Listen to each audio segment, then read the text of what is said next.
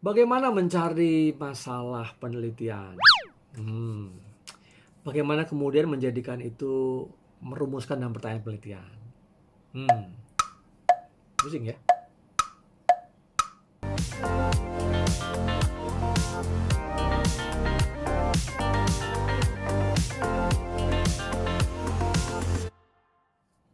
Saya Tirta Musitama, selamat datang di channel ini. Channel yang membantu Anda sukses berkembang di perguruan tinggi dan akhirnya lulus deh. Mau S1, S2, S3 ya. Ketika itu applicable deh masukan saya atau video saya ini. Ya, saya Tirta Musitama. Yang belum subscribe silahkan ya subscribe. Yang sudah, terima kasih. Terus bersama-sama dengan saya mengembangkan pendidikan tinggi Indonesia. Nah, pertanyaan di depan tadi ya, bagaimana ya sebenarnya menyusun pertanyaan penelitian? Oke, dalam berbagai video saya selalu mengatakan bahwa mencari permasalahan penelitian bisa dari fenomena yang ada di lapangan ya sehari-hari, baik itu di lingkungan Anda, di kantor, di perusahaan, di unit, di sekolah, di kampus Anda misalnya, atau juga bisa dari literatur. Saya sering seperti itu ya. Apa sih literatur terbaru tentang topik ini gitu ya. Nah, tetapi ingat bahwa yang terjadi sehari-hari itu ya, itu fenomena itu belum tentu punya masalah. Paham ya? Fenomena yang terjadi di sehari-hari belum tentu itu bisa jadi masalah penelitian. Nah, itu kan bahasa sederhananya deh. Kenapa begitu? Ya kalau fenomena terjadi ya, misalnya apa sekarang lihat sehari-hari ya. Misalnya fenomena COVID-19. Kalau Anda hanya cerita fenomena COVID-19 ya, kan ya sudah ada COVID-19 gitu. Ya enggak? Nah, tapi kalau kemudian Anda berpikir bahwa apa dampaknya? Apa sebabnya? Bagaimana cara menanganinya? Dampaknya terhadap ekonomi, dampaknya terhadap pendidikan, dampaknya terhadap kesehatan mental. Nah, baru itu masalah penelitian. Nah, itu ya. Jadi Anda harus berpikir bahwa tidak semua fenomena yang terjadi di lapangan itu adalah masalah penelitian. Dicari bagaimana yang benar-benar ya menjadi masalah. Caranya tadi yang paling mudah mungkin cari penyebabnya, cari dampaknya, ya konteksnya, kapan, di mana, lokasinya. Mungkin salah satunya seperti itu. Oke, nah ini yang seringkali mahasiswa masih mengalami kesulitan ya. Dipikir kalau semua yang terjadi sehari-hari itu adalah masalah. Tidak kan? Ya. Nah itu hujan yang turun terus misalnya kan, ya nggak ada masalah kan? Kita senang ya kalau misalnya ada hujan ya, lebih kemudian lebih adem gitu ya. Selama ini tanaman yang kering pun bisa mendapatkan air, jadi rahmat, jadi anugerah ya kan? Nggak ada masalah gitu ya.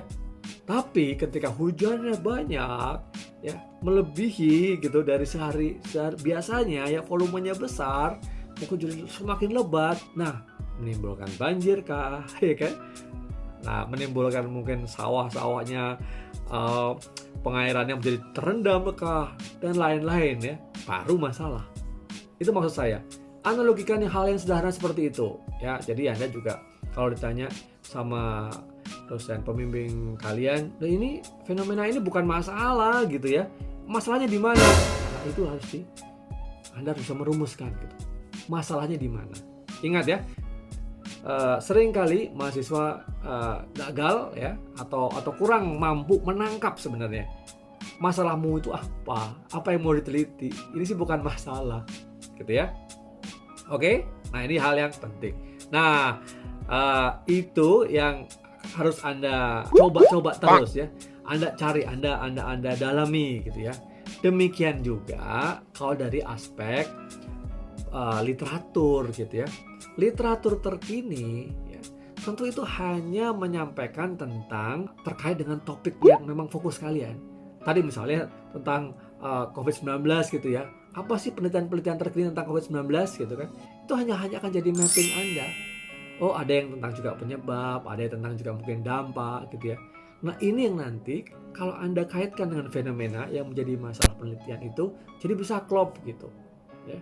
Ingat ya, bahwa literatur terkini itu hanya menunjukkan apa sih yang sudah dilakukan ya oleh peneliti-peneliti sebelumnya terkait dengan topik tertentu.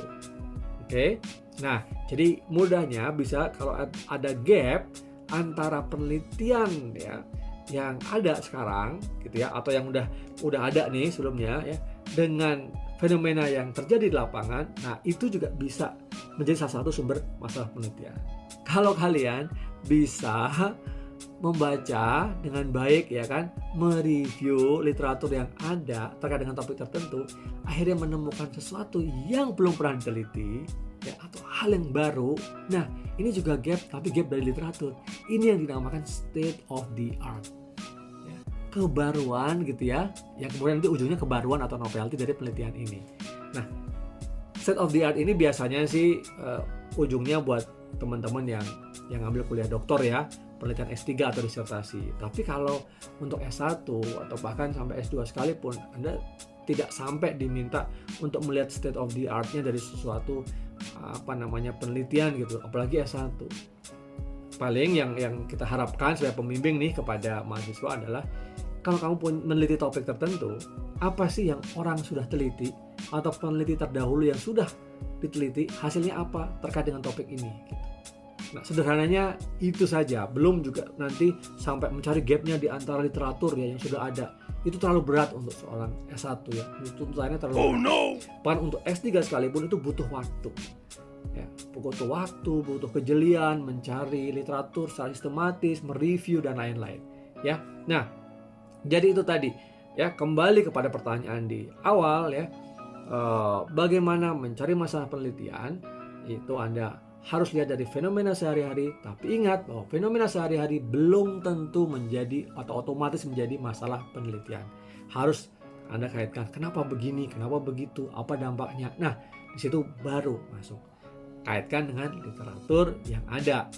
Kalau ada gapnya, itu lebih lagi bisa menjadi masalah penelitian. Gap antara yang terjadi dengan yang belum, yang misalnya temuan terdahulu atau yang secara teoritis begini. Nah, itu mantap banget gitu ya. Nah, kalau Anda bisa menemukan juga gap dari literatur, dari sampai menemukan state of the art yang terbaru dari topik ini, wah itu lebih keren lagi. Nah, demikian semoga penjelasan saya ya, kenapa fenomena itu tidak selalu menjadi masalah penelitian ya, karena fenomena itu baru awal sebenarnya. Fenomena itu baru awal saja ya, menjadi semacam apa ya, simptom-simptom lah dari sinyal-sinyal ya, tanda-tanda dulu gitu yang kemudian mengarah kepada apa kemudian masalahnya, baru kemudian dikerucutkan lagi dengan pertanyaan penelitiannya. Udah tahu masalah penelitiannya ini, apa kemudian pertanyaan penelitian yang ingin Anda selesaikan atau ingin Anda jawab dari masalah penelitian ini. Nah, sampai situ ya, semoga Mbah paham lah kira-kira gitu. Oke ya, silahkan subscribe, dan yang menginginkan terus mendapatkan informasi-informasi yang terkini, informasi-informasi yang daging semua terkait dengan skripsi, penelitian, atau sukses belajar di perguruan tinggi, jangan segan-segan ya, sering kunjungi channel ini. Subscribe, like, dan share. Oke, selamat berjuang para pejuang skripsi, pantang menyerah, maju terus, salam sehat, sampai ketemu di video-video saya selanjutnya. Terima kasih banyak.